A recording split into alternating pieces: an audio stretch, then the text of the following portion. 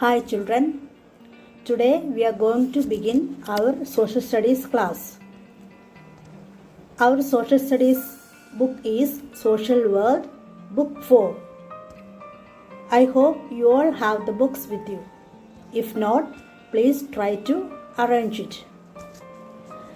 This book includes 29 lessons and each lesson is followed by varieties of exercises. So, let us start our class with lesson number 1, Sources of Inspiration. India has contributed great thoughts to the world in the field of religion, science and social reforms. First, we will study about religions.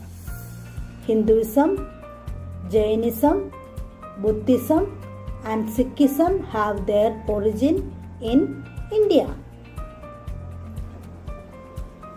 If we speak about Hinduism, it is one of the oldest religion in the world. The holy books of Hindus are the Vedas, the Upanishads, the Puranas, the Gita and the Mahabharata. The Hindus believe in number of gods. Hinduism has produced great sages like Swami Vivekananda, Sri Ramakrishna Paramahamsa, Dayananda Saraswati, etc. Their thoughts and principles are appreciated by the people all over the world. Next is Buddhism. Gautam Buddha was the founder of Buddhism. Who was the founder of Buddhism? Gautam Buddha, popularly known as Lord Buddha, was the founder of Buddhism. His real name was Siddhartha. Though he was a prince, he renounced everything to attain true knowledge. Finally, he achieved spiritual enlightenment.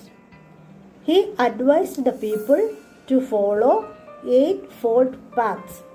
These paths are right thinking, right speech, right action, right knowledge, right effort, right observation and right meditation.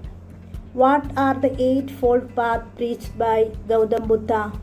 They are right living, right action, right thinking, right speech, right knowledge, right effort, right observation and right meditation. Next is Jainism. Lord Mahavira was the founder of Jainism. He was also born around the same time as Buddha. He too sacrificed everything to get true knowledge. He gave importance to right faith, right context and right knowledge. Now we come to next religion, Sikhism. India also the cradle of Sikhism. Guru Nanak Dev was the founder of Sikhism. He taught that God is one and all the people are the children of God.